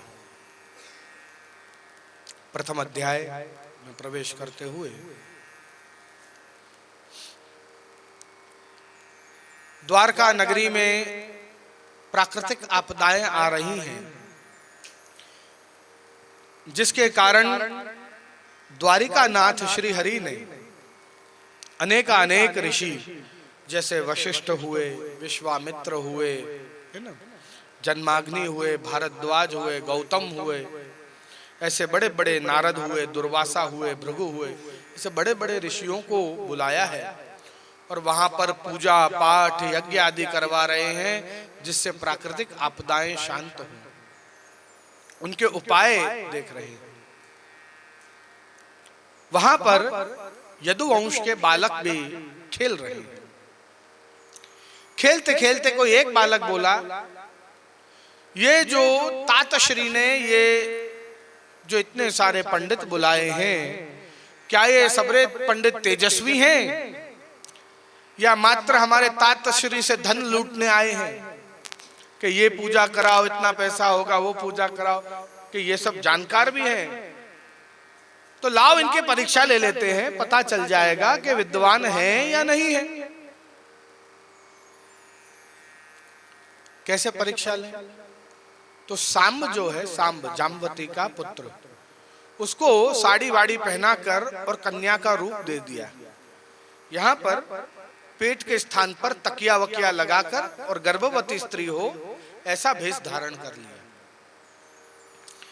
और ये यादवों के पुत्र इकट्ठा होकर और इस सांब को लेकर और पहुंचे। हे महामुनियों, इस कन्या को पूछने में शर्म आ रही है कि इसके गर्भ में पुत्र है या पुत्री, इसलिए इनकी ओर से हम पूछ रहे हैं, कृपा करके आप बताएं। दुर्वासा ऋषि ने दिव्य दृष्टि से देखा और क्रोधित हो गए।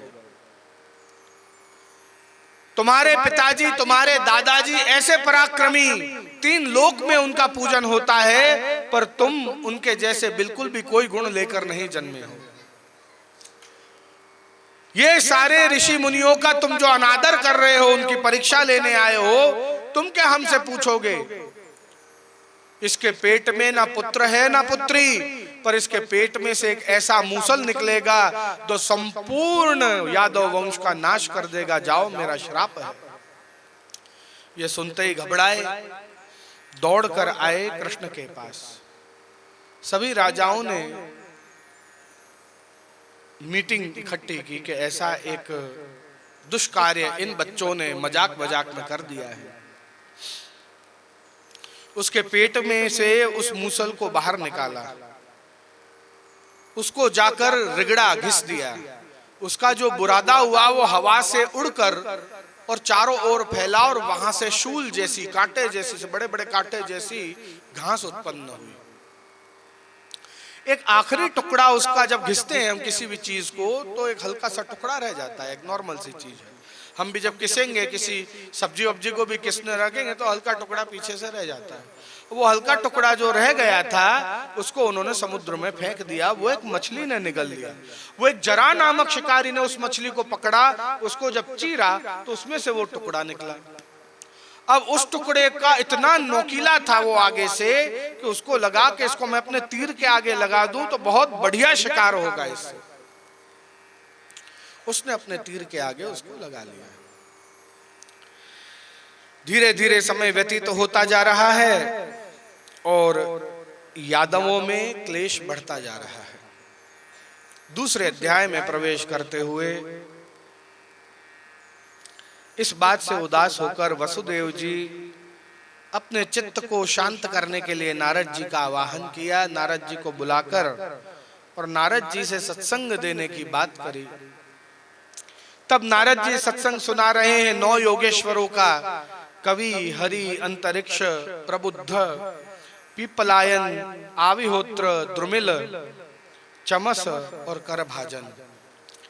ये जो 9 जो योगेश्वर हैं, उनका सत्संग सुना रहे हैं और कह रहे हैं कि जब इन्होंने भी राजाओं को, अलग अलग निमि राजा इत्यादि राजाओं को जब सत्संग दिया 9 योगेश्वरों ने, तब कैसा सुंदर बोध दे रहे हैं। कायेन वाचा मनसेन्द्रियैर्वा। आइए इस श्लोक का गान करते हैं और इसको समझने का प्रयत्न करते हैं। कायेन वाचा मनसेन्द्रियैर्वा बुद्धात्मना वा प्रकृते स्वभावात् करोमि यद्यत् सकलं परस्मै नारायणायेति समर्पयामि। कायेन वाचा मनसेन्द्रियैर्वा बुद्धात्मना वा प्रकृते स्वभावात् करोमि यद्यत् सकलं परस्मै नारायणायेति समर्पयामि। नारायणायेति समर्पयामि।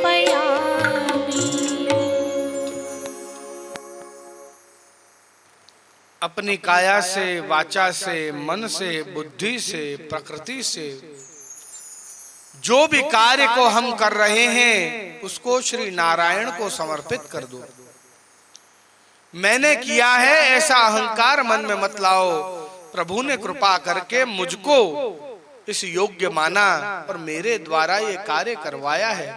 प्रभु के कृपा के बिना ये कार्य मैं नहीं कर पाता, मेरे सदगुरु के कृपा के बिना ये कार्य मैं नहीं कर पाता। ऐसी दृष्टि रखो, ऐसा विचार रखो मन में। कभी भी किसी भी कार्य को करो तो उसको श्री कृष्णार्पण कर दो, प्रभु के चरणों में उस कार्य को विनियोग कर दो। आगे तीसरे अध्याय में बोध दे रहे हैं 9 योगेश्वर माँ में वय प्रपद्यन्ते माया में ताम तरन्ति ते, जैसे गीता में भगवान ने बोध दिया, बिल्कुल उसी प्रकार से कि यदि तुम इस माया को, भव सागर को यदि तरना चाहते हो तो भगवान श्री कृष्ण की शरण में जाओ। शरणागत के अलावा ऐसा और कोई उपाय नहीं जिसके द्वारा तो परब्रह्म परमात्मा की प्राप्ति कर सकते हो। विदेह राजा पूछ रहे हैं कि भगवान अपनी इच्छा से भूतल पर जब प्रकट होते हैं, जो भक्तों का ताप दूर करते हैं, तो कौन कौन से अवतार भगवान ने लिए? तब उनका उत्तर सभी 24 अवतारों के नाम के उल्लेख के द्वारा द्रुमिल योगेश्वर उन अवतारों के विषय में बतला रहे हैं। चौथे अध्याय में, 5वें अध्याय में प्रवेश करते हुए विदेह राजा पूछ रहे हैं कि यदि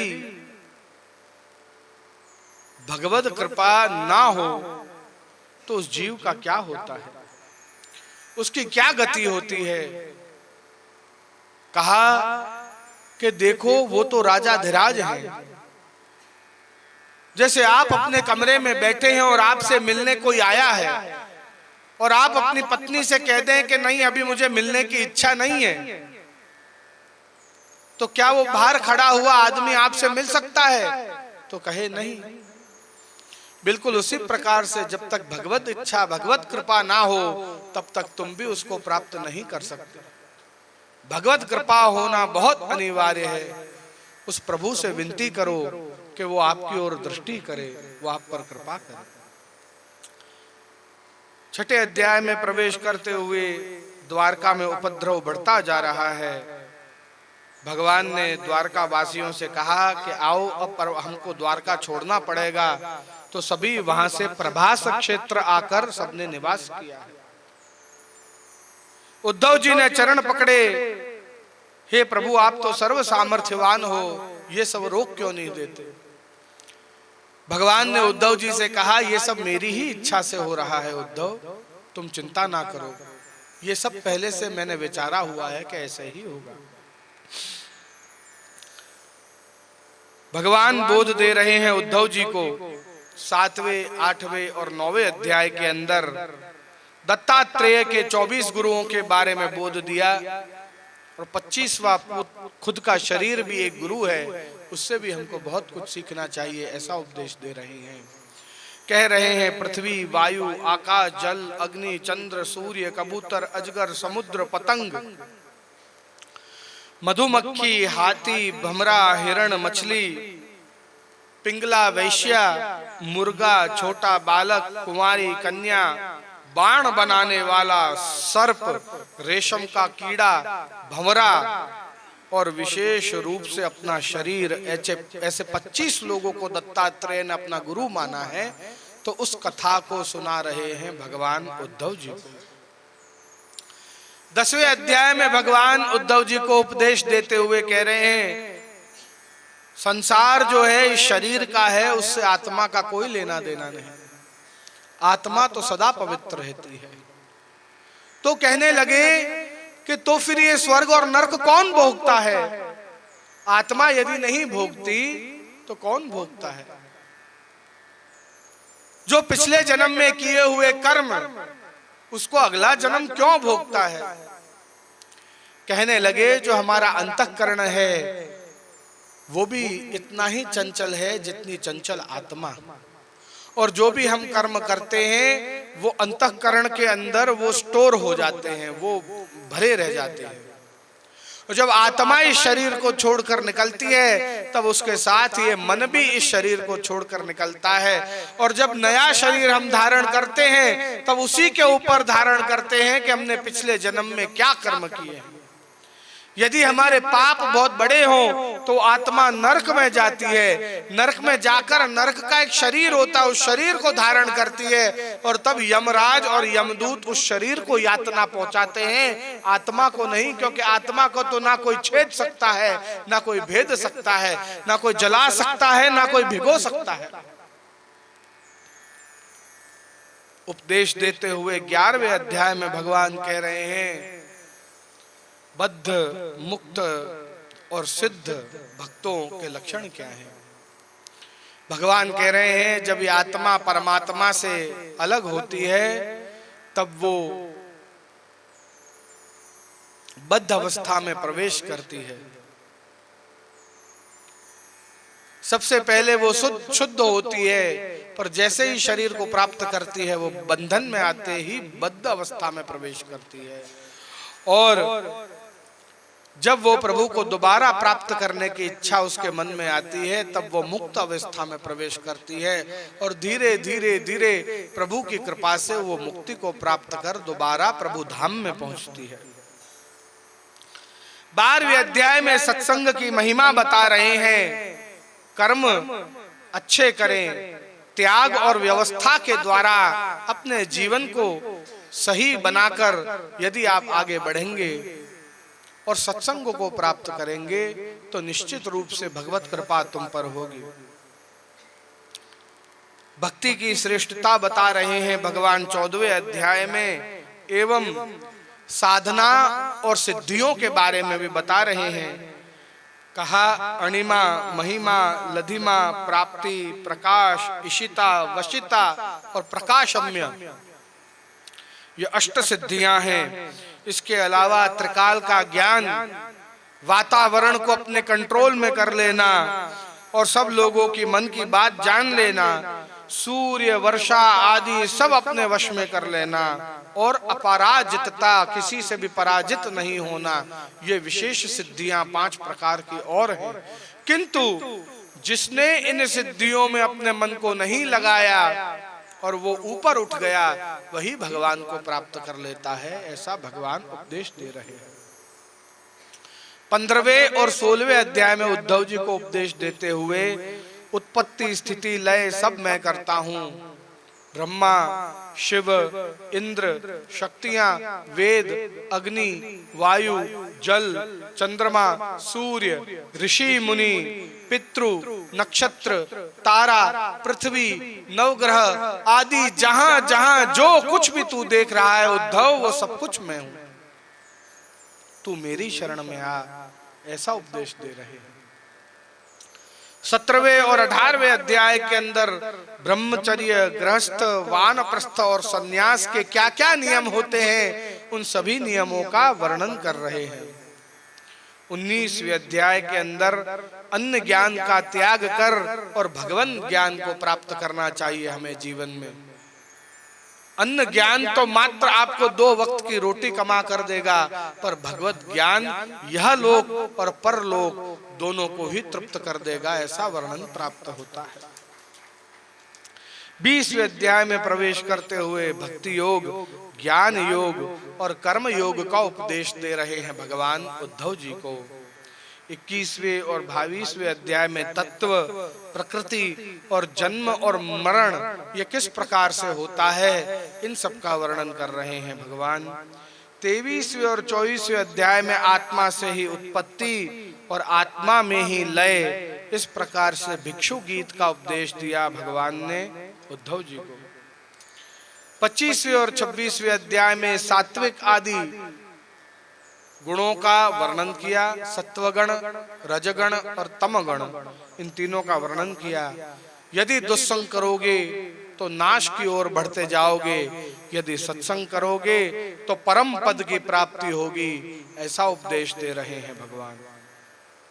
27, 28 और 29वें अध्याय के अंदर भगवान ने ज्ञान योग, भक्ति योग का वर्णन करके और पूजा की विधि को बताया कि श्रीमद् भागवत का पूजा कैसे करनी चाहिए।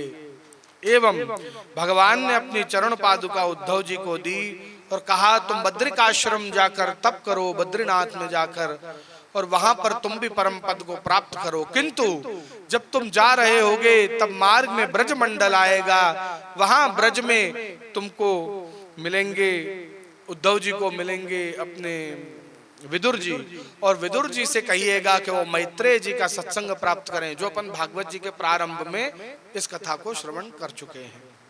तो मार्ग में विदा लेकर और मार्ग में अपने चल दिए हैं पादुका जी लेकर द्वारिका नाथ की। और यहाँ पर 30वें और 31वें अध्याय के अंदर यादवों के बीच में युद्ध हुआ है भयंकर। ये सारे यादव एक दूसरे को दोषी ठहरा रहे हैं कि तेरे कर्मों के कारण ये द्वारिका में प्राकृतिक आपदा आई।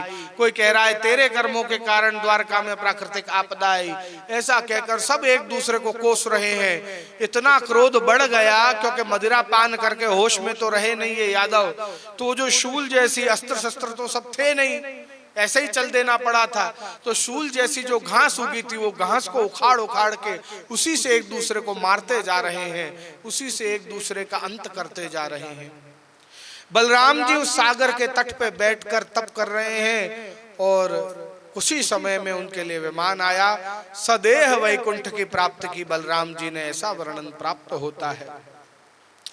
पर ब्रह्म परमात्मा एक वृक्ष के नीचे विराजमान होकर अपने सीधे पैर के घुटने के ऊपर उल्टा पैर रख लिया है, एक पैर चढ़ा लिया है अपने दूसरे पैर के ऊपर, चतुर्भुज रूप धारण किया है। कोटि कंदर्प लावण्य स्वरूप उस पर ब्रह्म परमात्मा का दर्शन हो रहा है। अनेक प्रकार के वस्त्राभूषण आपने धर रखे हैं, चतुर्भुज स्वरूप है, तेजोमय है, दिशाएं प्रकाशित हो चुकी हैं, श्री वत्सांक स्वरूप है, घनश्याम आपका वर्ण है, स्वर्ण जैसे तेज वाला आपका पीतांबर, और सुमंगलमय चारों ओर अलग अलग सुंदर सुंदर घटनाएं हो रही हैं। सुंदर स्मित आपके मुखारविंद पर, श्याम अलकावलियां आपके मुख पर आ रही हैं, कमल जैसे नयन और मकराकृति कुंडल मणि हृदय के मध्य में धारण कर राखी है। कटिपेच यज्ञोपवीत मुकुट हार बाजूबंद नूपुर मुद्रिका आदि सब आभरण धरे हैं। वनमाला पुष्पों की माला धरी है और चारों आयुध युक्त वो परब्रह्म परमात्मा विराजमान है। अपने सारथी से कहा है कि द्वारका जाकर सबको सूचना दे दो कि मैं अपने स्वधाम पधार गया हूँ, ऐसा भगवान ने कहा। वहां पर भगवान एकांत में जब विराजमान है तब वो जरा नाम का जो शिकारी था उसने वो तीर चलाया भगवान के चरणों के अंगूठे पर। दूर से उसको लगा कि वो हिरण की आंख है और उस पर उसने तीर चलाया। दौड़ कर आया तो भगवान को दंडवत करके क्षमा मांग रहा है। भगवान मंद मंद मुस्कुरा रहे हैं, कह रहे हैं ये सब तो मैंने पहले से नक्की कर रखा है, तू भी मेरी इस स्टोरी का हीरो है तो चिंता मत कर। ये सब मैंने पहले से, मैं डायरेक्टर हूँ और मैंने ये सब डायरेक्ट करके रखा है। इस जगत में जो कुछ भी जहां जहां होता है सब मेरी ही इच्छा से होता है। तुझ पर मैं, मेरा वरदान है, तू उसमें चिंता मत कर। भगवान को लेने के लिए उनका विमान आया। सारे देवी देवताएं पुष्प वर्षा कर रहे हैं। भगवान इस पृथ्वी को छोड़कर दोबारा से अपने स्वधाम पधारे। बोलो कृष्ण कन्हैया लाल की जय। इति श्रीमद्भागवत महापुराण एकादश स्कंध संपूर्णम अथ द्वादश स्कंध प्रारंभ। आश्रय लीला है भगवान की। वाम बाहु जो ऊपर उठा रखी है श्री जी बाबा ने, उस वाम बाहु का स्वरूप है। प्रथम अध्याय में प्रवेश करते हुए मगध देश में वर्णशंकर राजाओं का वर्णन प्राप्त होता है। दूसरे अध्याय में प्रवेश करते हुए कल्कि अवतार का वर्णन हमको प्राप्त होता है। जब कलयुग अपने चरम पर होगा तब उस समय विष्णु यश नाम के एक ब्राह्मण संभल गांव में रह रहे होंगे। वो एकमात्र ऐसे होंगे जिनके घर पर तुलसी होगी, बाकी किसी के भी घर पे तुलसी नहीं रहेगी उस समय। और वहां पर कल्कि अवतार भगवान का प्रकट होगा। वो एक घोड़े पर सवार होकर तलवार लेकर और सभी दुष्टों का नाश करके और धर्म की स्थापना दोबारा करेंगे भविष्य में, ऐसा वर्णन प्राप्त होता। तीसरे अध्याय में प्रवेश करते हुए श्री हरि के चरणों में जाकर उनको नमन करने से सर्व दोषों का नाश होता है, उनकी शरणागति की प्राप्ति होती है, ऐसा वर्णन मिला। चार प्रकार के प्रलयों का वर्णन मिला, नैमित्तिक, प्राकृतिक, आतंतिक और नित्य। ये चार प्रकार के प्रलय हैं, ऐसा वर्णन प्राप्त होता है। ब्रह्मा जी की रात्रि में जो निद्रा का समय जो होता है वो नैमित्तिक प्रलय होता है। ब्रह्मा जी के दिन और रात दोनों जब पूर्ण होते हैं तब महत्त्व, अहंकार, पंच तन्मात्र और प्रकृति का जो प्रलय होता है उसको प्राकृतिक प्रलय कहा जाता है। बुद्धि, इंद्रिय, संस्कार जब भगवान में ये लय होते हैं, संसार ये जो भगवान में लय होते हैं तब आत्यंतिक प्रलय कहलाता है। और जब ब्रह्मा जी से लेकर सूर्य चंद्र से लेकर शिव आदि कैलाश आदि सब कुछ जब भगवान में लय हो जाए और संपूर्ण ब्रह्मांड में मात्र एक ही तेजमय पुंज रह जाए, उसको नित्य प्रलय कहते हैं कि भगवान के अलावा बाकी सब उसमें लय हो जाता है। मात्र एक भगवान सदा सर्वदा के लिए रह जाते हैं। ये 4 प्रकार के प्रलयों का वर्णन किया। 5वें और 6ठे अध्याय के अंदर तक्षक सर्प सूक्ष्म रूप धारण करके और पूजा की थाली में आकर बैठ गया है।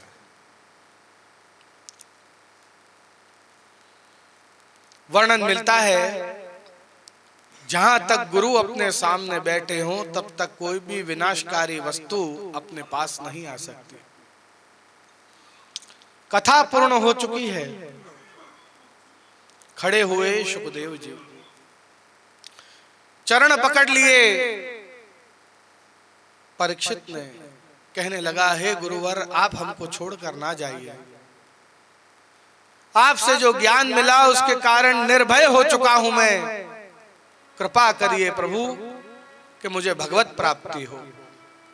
और उसी समय मस्तक पर हाथ रखा सदगुरु ने, सारे मोह माया सब दूर हो गई, नेत्र बंद हो गए, परीक्षित के पद्मासन में विराजमान हो गए।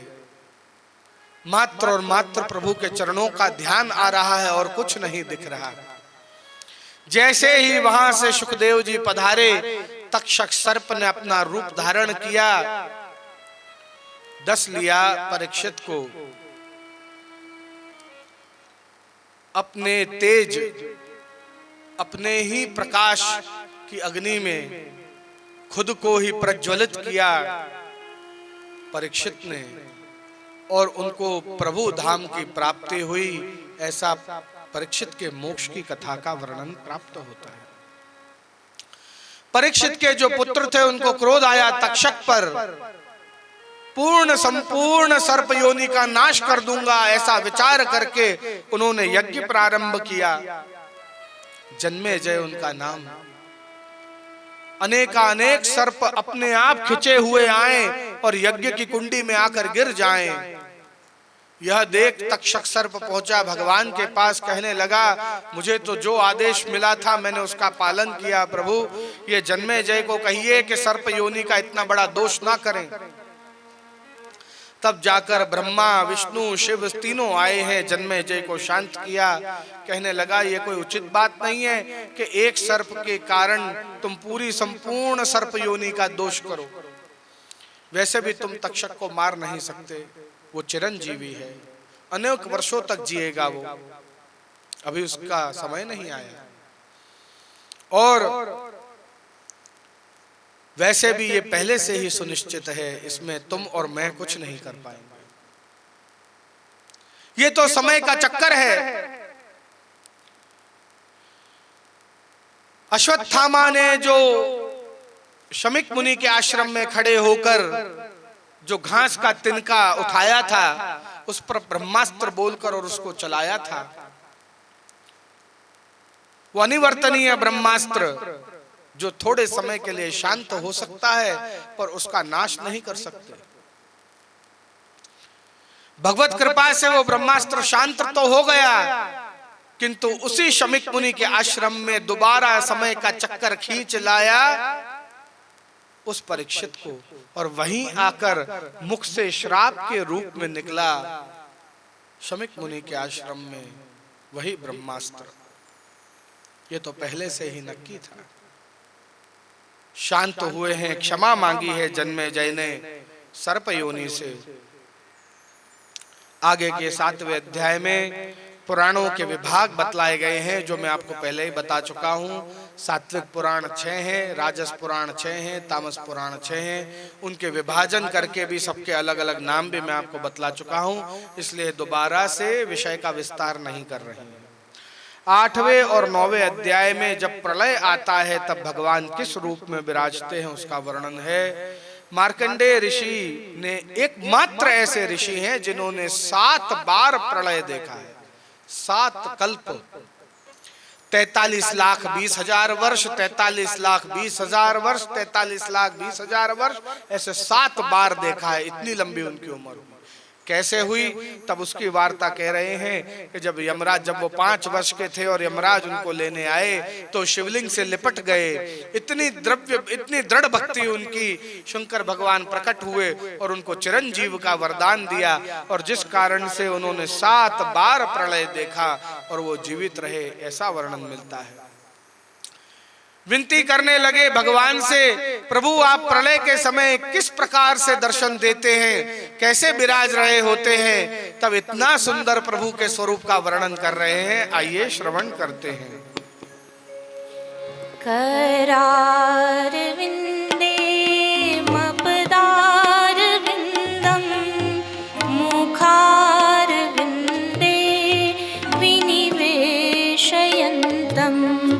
वटस्य पत्रस्य पुटेशयानं बालं मुकुन्दं मनसा स्मरामि। करारविन्दे मपदारविन्दं मुखारविन्दे विनिवेशयन्तं वटस्य पत्रस्य पुटेशयानं बालं मुकुन्दं मनसा स्मरामि। बालं मुकुन्दं मनसा स्मरामि। बालं मुकुन्दं मनसा स्मरामि। करार विंदेन पदार विंदम, अपने हाथों में अपने चरण को ले लिया है। मुखार विंदे विनिवेशयन्तम, और उस चरण का अंगूठा अपने मुख में पधरा है। वटस्य पत्रस्य पुटेशयानम, वट के पत्र के ऊपर आप ओढ़े हुए हैं। ऐसा दर्शन आप प्रलय के समय निरंतर देते रहते हैं। ऐसे बाल मुकुंद को मैं वारंवार नमन करता हूं। दर्शन किए मार्कंडेय ऋषि ने प्रलय के समय भगवान जिस रूप में विराजते हैं उस रूप का। प्रत्येक महीने के अलग अलग सूर्यों का वर्णन किया गया है। चैत्र मास में धाता, तो वैशाख में अर्यमा, तो ज्येष्ठ में मित्र, तो आषाढ़ में वरुण, श्रावण में इंद्र, तो भाद्रपद में विवस्वान, तो अश्विन में पूषा, तो कार्तिक में परजन्य, तो मार्गशीर्ष में अंशु, तो पौष में भग, तो माघ में त्वष्टा। ये त्वष्टा सूर्य वो थे जिनके पुत्र थे अपने वृत्रासुर, जिनकी चतुश्लोकी आई, ये हैं वो सूर्य त्वष्टा। वो माघ महीने के सूर्य हैं, है ना। और फाल्गुन मास में विष्णु। ये 12 महीने के 12 सूर्यों का वर्णन प्राप्त हुआ। आगे 12वें अध्याय में श्रीमद् भागवत का सार बतलाया है। श्रीमद् भागवत का श्रवण करने से परम पद की प्राप्ति होती है। भगवान में प्रेम भक्ति जागृत होता है। भक्ति, ज्ञान और वैराग्य जो हमारे अंदर सुषुप्त हो चुके हैं, सो चुके हैं, वो जाग जाते हैं। और सदा सर्वदा यह भक्ति हमारे अंदर प्रभु के लिए नूतन नूतन मनोरथों को प्रकट करती रहती है। 13वें अध्याय के अंदर श्रीमद् भागवत के दान का महात्म्य बताया। मैं जैसे पहले भी कह चुका हूं कि जिसने किसी भूखे को भोजन कराया तो उसके एक दिन को तृप्त किया, किसी को वस्त्र का दान किया तो कुछ महीनों की तृप्ति हुई, पर जिसने भागवत का दान दिया, ऐसा ये मुंदड़ा परिवार आप सभी के यह लोक और परलोक, इस मुंदड़ा परिवार ने आप सबके ये दोनों लोक तृप्त कर दिए हैं। सो धन्य है ये मुंदड़ा परिवार, जिसके कारण आप श्रीमद् भागवत का रसपान कर पाए हैं। भागवत का महात्म्य बता रहे हैं।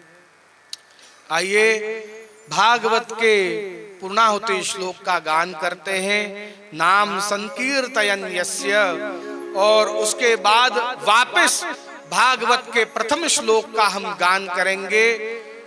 जन्माद्यस्य यतोऽन्वयादितरतः, क्योंकि कहीं भी कथा पूर्ण नहीं होती। आज यहाँ पूर्ण हुई तो कहीं और प्रारंभ हो जाती है। प्रभु अनंत, प्रभु कथा अनंता, और इस भाव को जागृत रखने के लिए अंतिम श्लोक का गान करने के बाद प्रथम श्लोक का गान भी करेंगे। आइए पहले अंतिम श्लोक का गान करते हैं। नाम संकीर्तनं यस्य सर्वपाप प्रणाशनम्, प्रणामो दुःख शमनम्, स्तं नमामि हरिं परम्, स्तं नमामि हरिं परम्, स्तं नमामि हरिं परम्। प्रथम श्लोक નું ગાન કરીશું। जन्माद्यस्य यतोऽन्वयादितरतश्चार्थश्वभिज्ञस्वराट्, तेने ब्रह्महृदाय आदिकवये मुह्यन्ति तेजो वारिमृदां यथा विनिमयो यत्र त्रिसर्गो मृषा धाम्ना स्वेन सदा निरस्तिकुहकम् सत्यं परं धीमहि। सभी साथ बोलेंगे। सत्यं परं धीमहि, सत्यं परं धीमहि।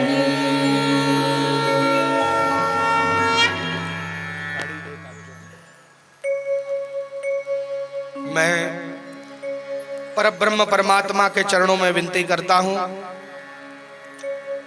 यदा कदा इस 7 दिनों में मुझसे वक्तव्य के द्वारा, आचरण के द्वारा कोई भी भूल हुई हो तो प्रभु उसको क्षमा करें। मुंदड़ा परिवार में भी यदा कदा किसी के विचारों के द्वारा, आचरण के द्वारा, वाणी के द्वारा कोई भूल हो तो प्रभु उसको भी क्षमा करें, क्योंकि प्रभु तो पूर्ण है, किसी को अधूरा नहीं छोड़ते, सबको पूर्ण करते हैं।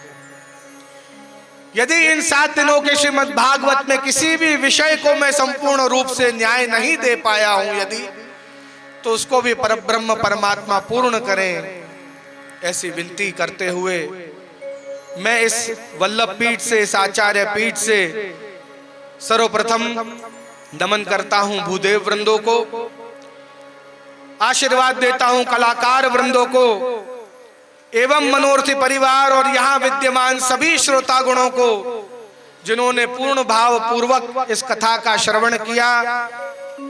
पहले दिन आप कथा में बैठे थे, 7वें दिन कथा आपके अंदर विराजमान हो गई है, ये निश्चित रूप से मैं जानता हूं। श्री गिरिराज जी की तरहेटी में श्री गिरिराज जी का नमन, श्री यमुना जी का नमन, श्री वल्लभ का नमन करता हूं। परब्रह्म परमात्मा के चरणों में नमन करते हुए हम सबके जीवन के अधूरेपन को पूर्ण करें, ऐसी विनती करते हुए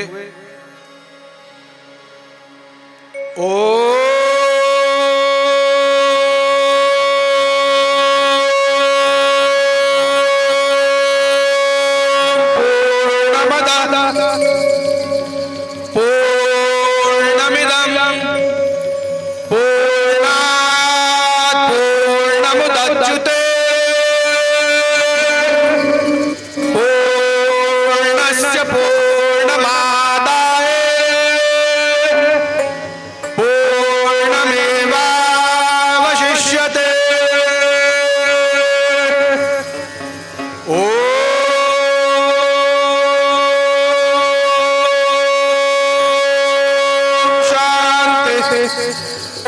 शांति शांति। जय जय श्री राधे, जय जय श्री राधे, जय जय श्री राधे। श्री वल्लभाधीश की जय, श्री गोसाई जी परम दयाल की जय, श्याम सुंदर श्री यमुने महारानी की जय, श्री गिरिराज धरण की जय। मनोरथी परिवार के सभी सदस्यों को एक एक करके मैं यहाँ स्टेज पर आमंत्रित करना चाहूंगा, जिससे उनका सम्मान, मान सम्मान, आभार व्यक्त आदि कर सके। तो उनके नाम का अनाउंसमेंट उच्चारण होगा और बारी बारी से मनोरथी परिवार के सभी लोग स्टेज पर आकर जो सजोड़ी हों वो सजोड़ी आए, जो सब परिवार बालक सहित हों सब बालक परिवार सहित आवें और आशीर्वाद ग्रहण करें। इतना ही कहकर मैं अपने वक्तव्य को श्रीमद आचार्य जी श्री मदन मोहन प्रभु के चरणों में समर्पित करता हूँ। मेरे साथ जो संगत कर रहे हैं तबला वादक, ऑक्टोपैड वादक, कैसियो वादक, मेरे साथ में वर्षों से संगति कर रही हैं माधवी बहन, उनका भी मैं बहुत बहुत सराहना कर रहा हूँ कि जहाँ कहीं मैंने स्वर खोया वहाँ उन्होंने मुझे संभाला है, जहाँ मैंने ताल खोई वहाँ उन्होंने मुझे संभाला है। तो निश्चित रूप से इनकी संगति रही, उसके कारण इस कथा के अंदर और विशेष रस बरसा है। तो इनका भी सम्मान हम करेंगे। मेरे संग जो भूदेव वृंद पधारे हैं, जो अंदर भी विराजमान भूदेव वृंद है, उनका भी सम्मान करेंगे। जो थोड़ी बहुत कमी रही फिर भी बहुत अच्छे से इस माइक को संभाला है, ऐसे माइक वालों का भी हम सम्मान करेंगे। ऐसे सभी को थोड़ा थोड़ा याद करते हुए और हम इस सम्मान की और आभार व्यक्ति की जो प्रक्रिया है उसको आरंभ करके और धीरे धीरे आगे बढ़ाएंगे। श्री वल्लभाधीश